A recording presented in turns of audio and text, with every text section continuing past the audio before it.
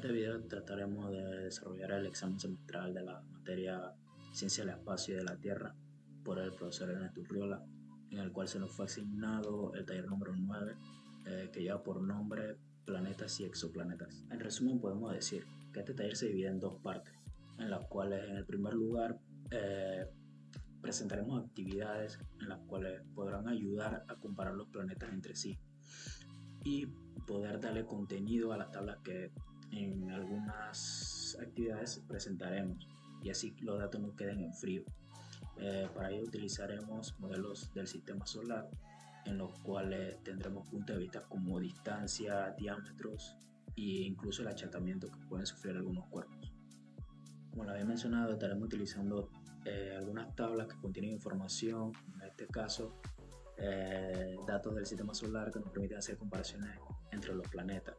Muchas veces estos modelos tienen como objetivo que sean más comprensibles, y los millones, que muchas veces son kilómetros, no son fácilmente imaginables. En este caso, pues si los traducimos a distancias o tamaños en los cuales ellos comúnmente se relacionan, pues será más fácil para ellos poder comprender.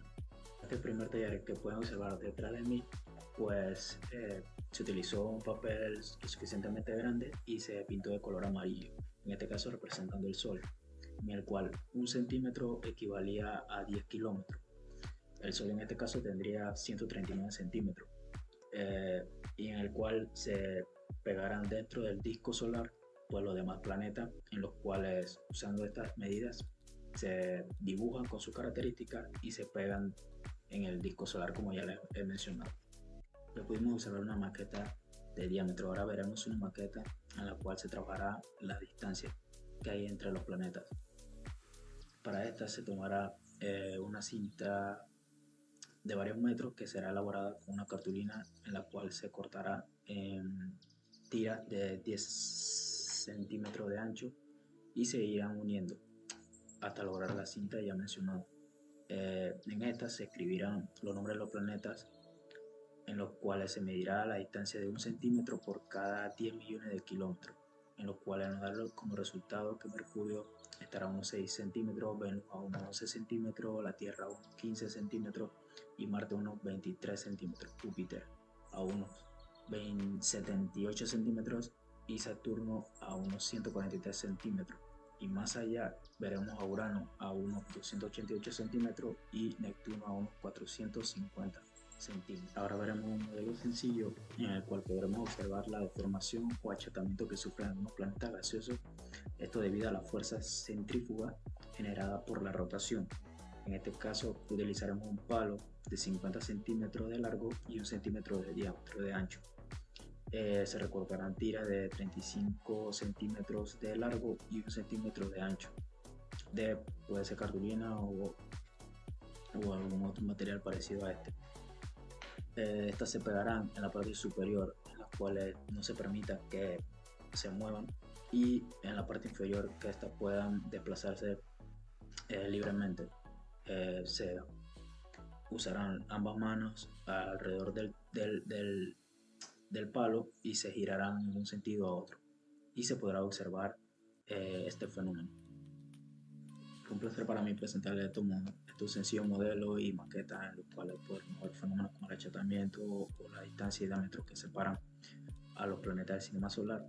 Y ahora, como siguiente, mis compañeros Cristian Ramos y Kenneth Rodríguez le estarán presentando algunas otras actividades y fenómenos muy interesantes, en los cuales podremos aprender mucho más sobre los planetas y los exoplanetas.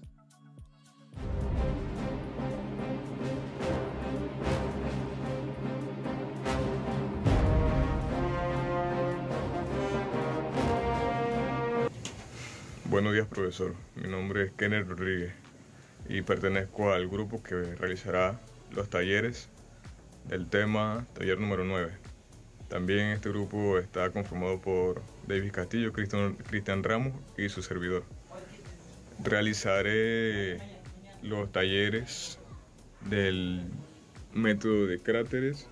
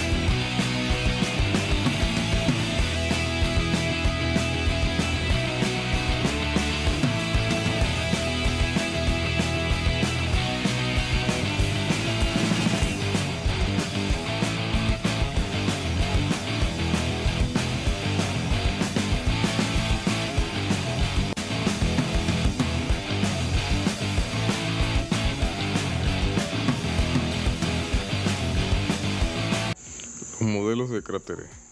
La mayoría de los cráteres del sistema solar no tienen un origen volcánico, sino que son el resultado de la caída de fragmentos de objetos sólidos provenientes del espacio hacia la superficie de los planetas y satélites, debido al efecto de la gravedad y de la dirección que vienen estos objetos. Un cráter de impacto se forma cuando un objeto, como un asteroide o meteorito, choca con la superficie de un objeto sólido más grande, como un planeta o la Luna. Para formar un verdadero cráter de impacto, este objeto necesita viajar extremadamente rápido, muchas miles de millas por hora. Cuando un objeto sólido choca contra algo, esta velocidad es súper rápida. Independientemente de cuán duro o cuán fuerte sea, inmediatamente se vaporiza y crea enormes ondas de choque a través del suelo que derriten y recristalizan la roca. Todo lo que queda es un gran agujero circular en el suelo y algunas rocas gravemente destruidas. En el siguiente experimento realizaremos el efecto Doppler. Para esto necesitamos una cadena que sea nuestro simulador de ondas y un recipiente con agua. El efecto Doppler es el cambio de la frecuencia aparente de una onda producido por el movimiento relativo de una fuente, en este caso nuestra cadena, de una fuente respecto a su observador. El efecto Doppler también se puede observar mediante la velocidad que se mueve el objeto dentro del agua. O sea, la velocidad del objeto es comparable a la propagación de esas ondas.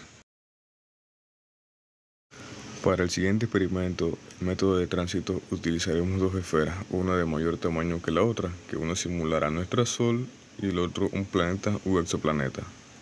Un tránsito de un planeta o exoplaneta ocurre cuando éste se interpone entre el observador y la estrella en torno a la cual orbita. Se observa la disminución del flujo de la estrella que provoca que conozcamos ciertos parámetros orbitales y algunas características físicas del planeta que son inaccesibles mediante otras técnicas. Buenos días, profesor Ernesto Urriola. Me presento, soy el estudiante Cristian Ramos. En este caso, yo le voy a hablar sobre nuestro proyecto que nos tocó sobre los planetas, exoplanetas, sistema solar en sí. En mi caso, le voy a hablar sobre lo que sería de dos modelos que para mí fueron bien interesantes y que elegí por esa razón. Y uno de ellos sería las distancias luz, que sería por ejemplo la distancia que demora la luz del Sol o tomando de referencia a la Tierra en llegar a los diferentes planetas del sistema solar.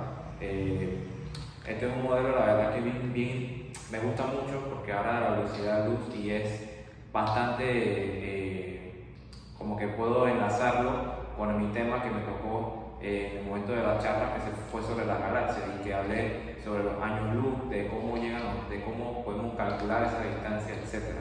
Y el otro modelo del que voy a hablar también sería el nacimiento y muerte de una estrella, tomando de referencia obviamente nuestra estrella Sol, que es la estrella más cercana que tenemos y la que más hemos estudiado obviamente.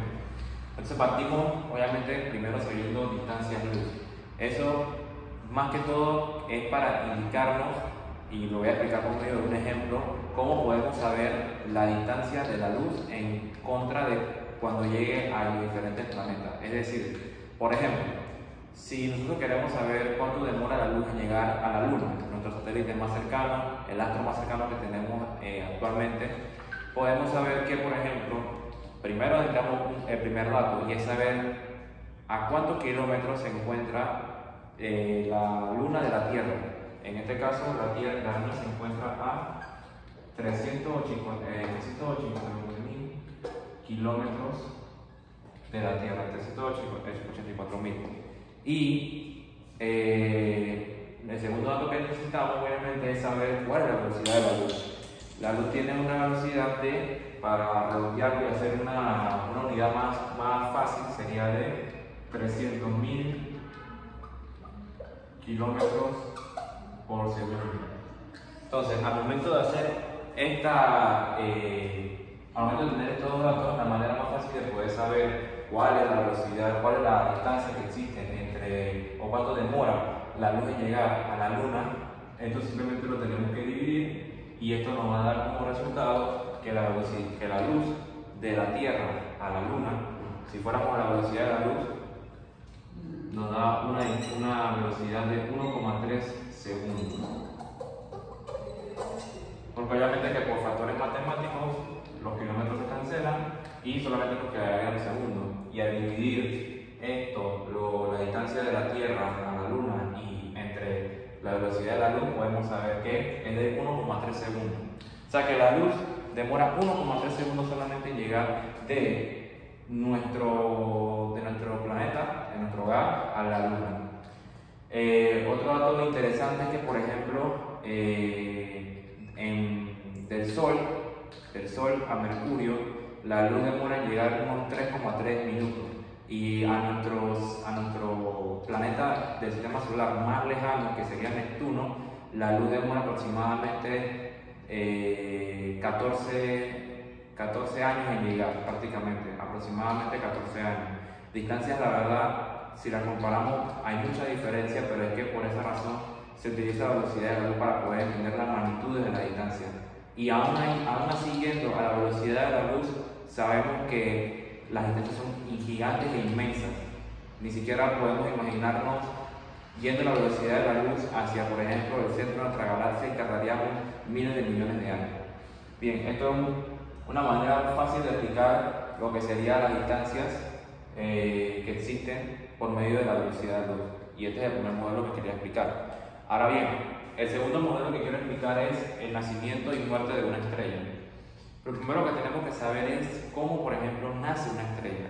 Una estrella nace a partir de una acumulación de gases y polvo, de una prácticamente nebulosa, en la cual los átomos, esas nebulosas están cargadas de átomos de hidrógeno. Al haber mucha temperatura y al concentrarse más y más y atraerse esos átomos de hidrógeno en algún momento se comienzan a fusionar por medio de una fusión termonuclear. Y esa fusión termonuclear hace que cuando estos dos átomos de hidrógeno, aquí tenemos uno y acá tenemos otro, se fusionen, entonces creen helio. Y el helio hace que entonces, al momento de fusionarse, cree energía. Y al juntarse tantos átomos de hidrógeno y tantos átomos de hidrógeno se comienzan a atraer más hasta formar muchísimos átomos de helio, se comienza entonces a liberar energía. Y esta atracción hace que entonces se forme lo que conocemos como el Sol. Que aquí tengo unas referencias, que aquí podemos saber que, por ejemplo, este es nuestro Sol, este es el astro que nos ilumina.